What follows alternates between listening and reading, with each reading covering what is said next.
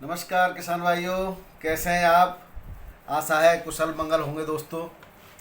जैसा कि आज तारीख है 16 जून 2023 और दिन है शुक्रवार।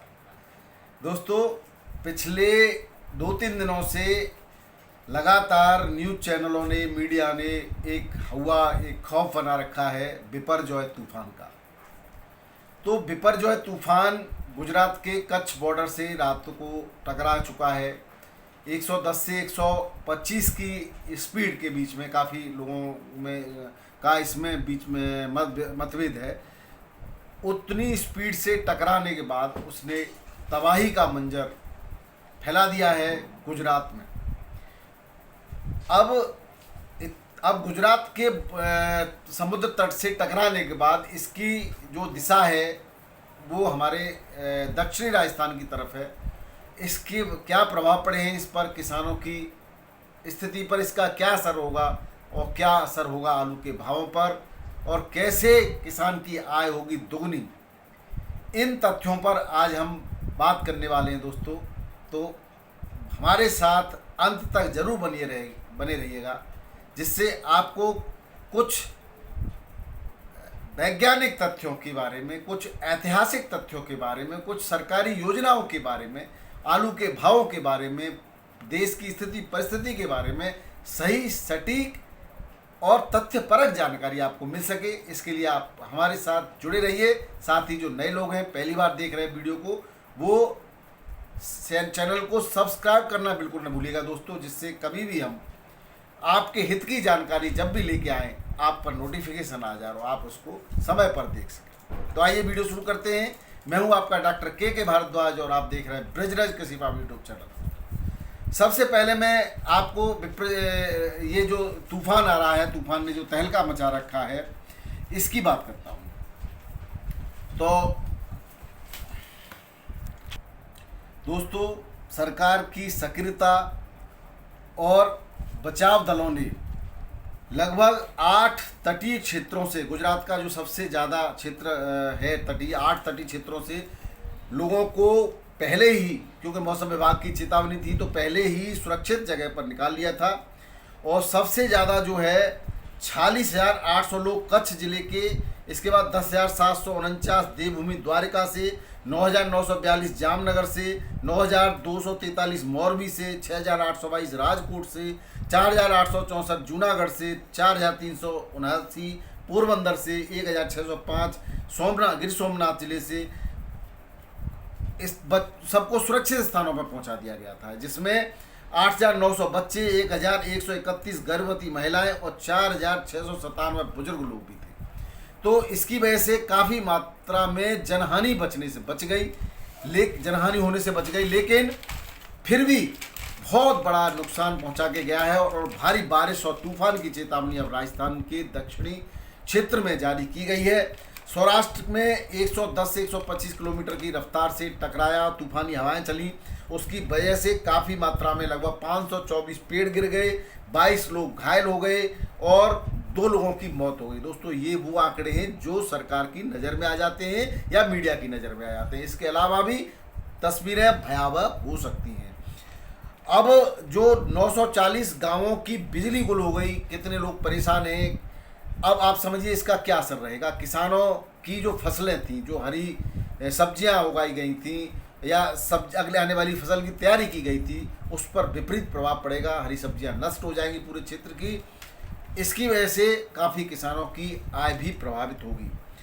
समीक्षा बैठक इस पर जारी है, किसको कितना क्या मुआवजा मिलना है, क्या होना है, ये सरकार का कदम है। सरकार को निश्चित रूप से इस पर किसानों के हित में कदम उठाने चाहिए। दोस्तों, बात करें आलू की दोस्तों, तो ऐसे समय में आलू ही एक ऐसा जो है उपाय है, सब्जी है, जो इस क्षेत्र में प्रभावित लोगों तक पहुंचाई जाएगी। तो गुजरात में पहले ही आलू के भाव ठीक चल रहे थे और आलू के भाव में थोड़ी सी सुर्खी देखी जा सकती है। किसान मित्रों, अब हम बात कर लेते हैं आपकी आय दोगुनी करने की बात करने वाली सरकारों की।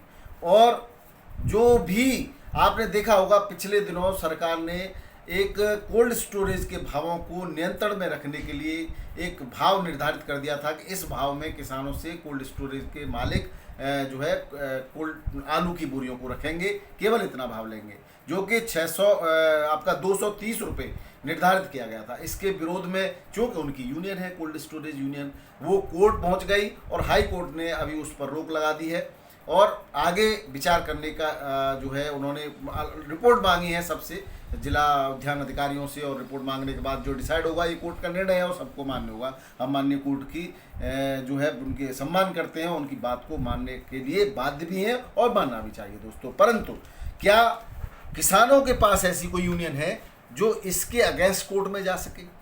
क्या किसान ये बता सकता है कि उसको कब लाभ होता है और कब नुकसान होता है, इसमें कितना, जब कोल्ड मालिक किसान के माल को खराब कर देते हैं तो क्या वो उस पर पर्याप्त मुआवजा हम हर समय देते हैं, या किसान को बहका दिया जाता है, या किसान की यूनियन क्यों नहीं काम करती? तो दोस्तों 2011 की जनगणना के अनुसार मैं आपको बता दूं, विश्व की अर्थव्यवस्था में भारत के किसानों का लगभग 6% का योगदान है। 6% योगदान कम नहीं होता और 55% आबादी भारत की कृषि पर निर्भर है, यानी कि 50%। उसके बावजूद भी कृषि क्षेत्र में 70 सालों से, यानी आज़ादी के 70 साल बाद भी कोई भी ऐसे कार्य नहीं किए गए जिससे आमदनी दूनी की जा सके।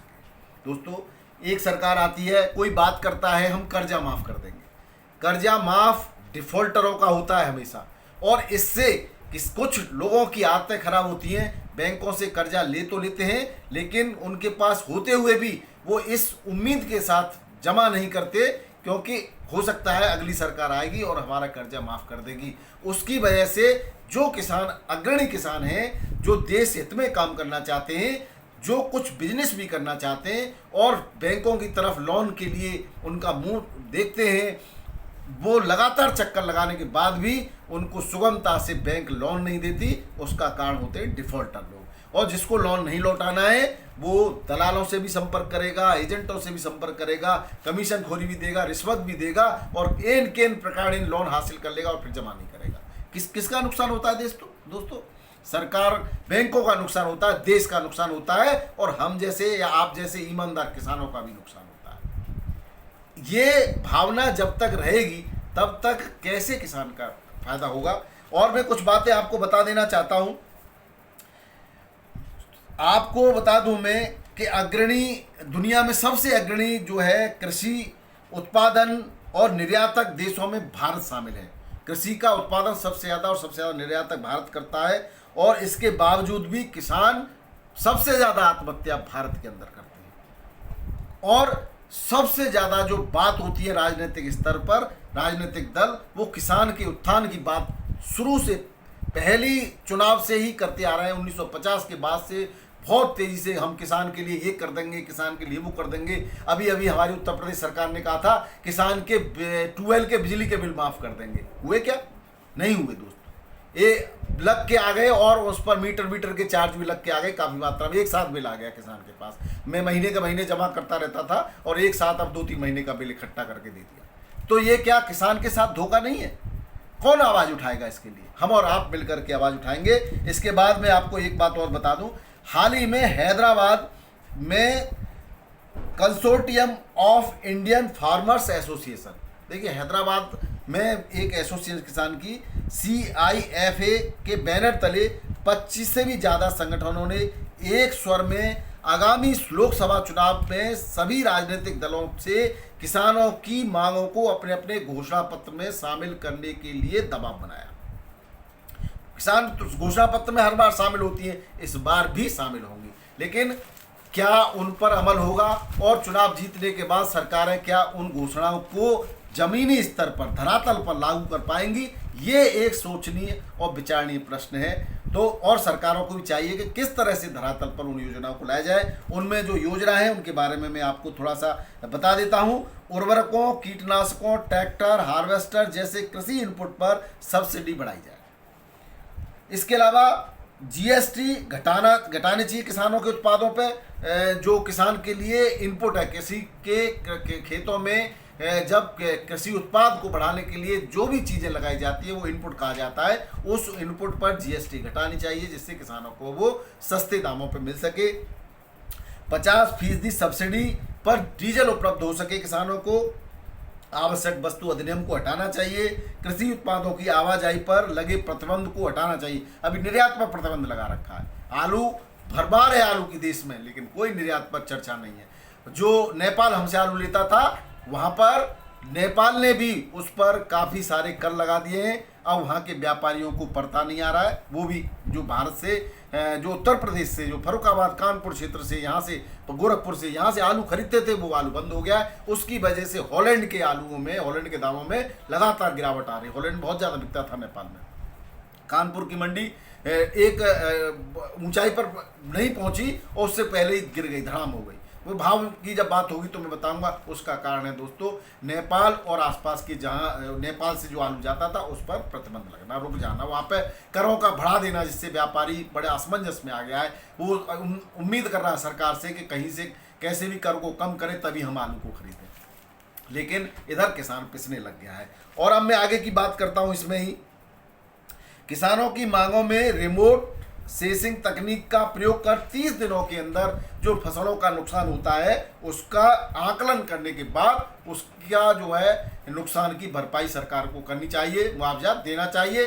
इसके अलावा एक और मैं किसान के लिए धोखे वाली योजना बताता हूं, फसल बीमा। दोस्तों किसान जो केसीसी लेते हैं, लोन लेते हैं, उस पर फसल बीमा हर किसान की फसल का होता है, लेकिन एजेंसियां या कहे पता नहीं किस किस की मक्कारी है इसमें, ये एक जांच का विषय है, मैं किसी का नाम नहीं लूंगा, लेकिन ज़्यादातर किसानों को उसका कोई लाभ नहीं मिलता। केवल बीमा राशि काट ली जाती है, उसको पता भी नहीं होता कि उसका बीमा हुआ है, और कोई लाभ देने के लिए कोई कंपनी नहीं आती। कोई न कोई बहाना या कुछ न कुछ लगा करके उसको रिजेक्ट कर दिया जाता है, उसकी बीमा को। बहुत कम किसानों को, 1-2% किसानों को, लगा लीजिए आंकड़े, गिन लीजिए, मैं अगर गलत कहता हूँ तो, लाभ मिल पाता, लाभ ही नहीं मिल पाता उसके लिए। लेकिन इसके जो विपरीत यूरोपीय देशों में किसान की आय को फिक्स कर दिया गया है। ऐसा क्या हमारे यहाँ हो सकता है, और होना भी चाहिए। सरकार को इस क्षेत्र में जरूर काम करना चाहिए दोस्तों, ये मैं कहना चाहता हूँ। एक बात और दोस्तों, कृषि जो है, कृषि यानी खेती जो है बिना पशुपालन के अधूरी है।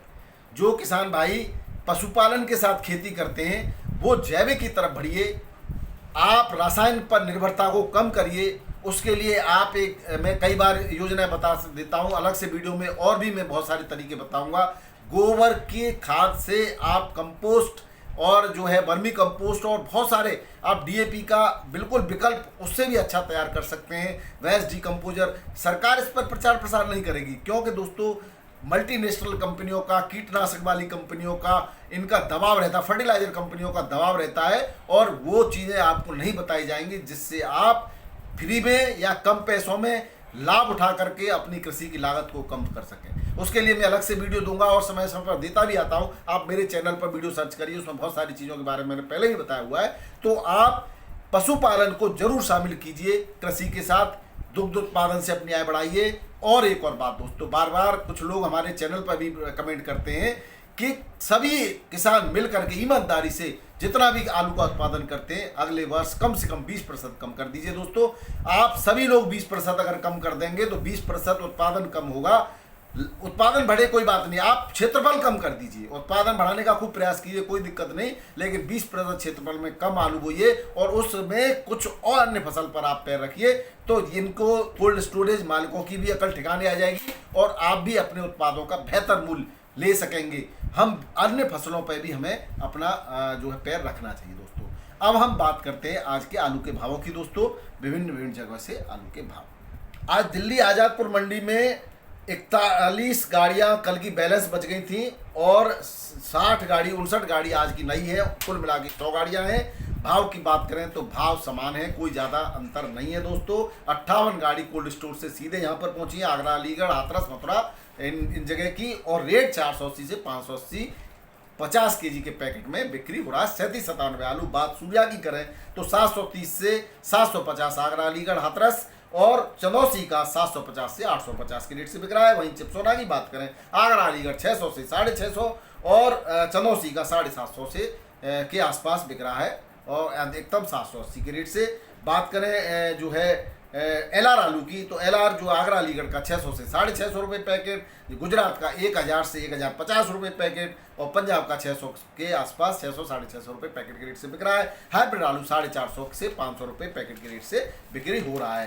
बात करें दोस्तों गुजरात की, तो गुजरात में भी रेट जो है स्थिर है, अभी कोई ज़्यादा बढ़ोतरी नहीं है। तूफान से अफरा तफरी मची हुई है, इसलिए आलू की बिक्री पर वहाँ पर ज़्यादा जोर शोर नहीं है। अभी बात कर लेते हैं साउथ की मंडियों की दोस्तों। साउथ में चेन्नई की बात करें तो 19 से 20 के बीच में आज गाड़ियां हैं, और 13 रुपये से लेकर के 15 रुपये किलो के रेट में आलू यहाँ पर बिक्री हो रहा है। एक्स्ट्रा सुपर 16 रुपये किलो तक में बिक रहा है दोस्तों। बात करें बेंगलोर मंडी की, तो 14 रुपये से किलो से लेकर के 70 रुपये किलो के रेट है। मुंबई मंडी में यूपी का आलू 13 रुपये से 14 रुपये किलो, MP का आलू 16 से 20 रुपये किलो, और गुजरात का आलू 14 से 19 रुपये किलो के रेट से बिक्री हो रहा है। वहीं गुवाहाटी मंडी की बात करें दोस्तों, 14 रुपये से 16 रुपये किलो, और एक्स्ट्रा सुपर कहीं 16.5 70 रुपये किलो बिक रहा है। उत्तर प्रदेश का आलू 12 से 13 रुपये किलो, बंगाल का आलू बिक रहा है दोस्तों। बात करें मदुरई मंडी की, 16 रुपये से लेकर के 70 रुपये किलो, एक्स्ट्रा सुपर 18 रुपये किलो के रेट से बिक्री हो रही है आलू की। पश्चिम बंगाल में रेट में सुधार है लगातार। जो आलू आपका ज्योति है वो 12 रुपये से 1480 रुपये क्विंटल के रेट है, और गड्ढ आलू 1140 से 1180 रुपये क्विंटल के रेट है। लगभग समान रेट, यही रेट आपके पिछले दिनों में थे। बात इंदौर मंडी करें MP की, तो वहां पर चिप्सोना आलू 15 रुपये से लेकर के 16 रुपये किलो बिक रहा है। एक्स्ट्रा सुपर 70 रुपये किलो बिक रहा है। LR आलू 15 से 16 रुपये किलो, वेपर पास वेपर फेल 8 रुपये से 10 रुपये किलो बिक रहा है दोस्तों। अब बात कर लेते हैं राजस्थान की जयपुर की मंडी की, तो जयपुर की मंडी में 45 से लेकर के 48 के बीच में गाड़ियाँ, 44 से लेकर के 44-45 गाड़ियाँ हैं आज, और 37-97 आलू का रेट 800 से लेकर के 1100 रुपये क्विंटल, एक्स्ट्रा सुपर 1120-1130, अधिकतम 850 रुपये क्विंटल के रेट से बिक्री हो रहा है। हाइब्रिड आलू का जो रेट है 800 से 900 रुपये क्विंटल का है, और जो हॉलैंड आलू है वो 1100 से लेकर के 1200 रुपये क्विंटल के रेट से बिक्री हो रहा है दोस्तों। वहीं जोधपुर की बात करें, 8 रुपये से लेकर के 11.5 रुपये किलो के रेट से आलू जोधपुर की मंडी में बिक रहा है दोस्तों। वहीं अलवर की बात करें तो 8 रुपये किलो से लेकर के 1050 रुपये क्विंटल के रेट से आलू बिक रहा है दोस्तों। बात करें उत्तर प्रदेश की कानपुर की मंडी की दोस्तों, कानपुर की मंडी में 30 से 32 गाड़ियों की आवक है। गुल्ला के जो रेट है 600 से 850 रुपये क्विंटल के रेट है। 37-97 मोटे आलू के रेट 800 से 1050 रुपये क्विंटल के रेट है। अब बात करें हॉलैंड आलू की, हॉलैंड आलू 800 से 1100 रुपये क्विंटल के रेट से बिक रहा है। लौकर आलू 800 से लेकर के 1200, 1150 रुपये क्विंटल के रेट से बिक रहा है दोस्तों। वहीं बात करें लखनऊ मंडी की, लखनऊ मंडी 800 से लेकर के 1100 रुपये क्विंटल के रेट से बिक्री हो रही है। तो दोस्तों ये थे आज के आलू के भाव। आशा है वीडियो आपको पसंद आया होगा। किसान मित्रों को शेयर करना बिल्कुल न भूलें दोस्तों। बहुत बहुत धन्यवाद वीडियो देखने के लिए। नमस्कार, आदाब, सत श्री अकाल, राधे राधे, जय जवान जय किसान।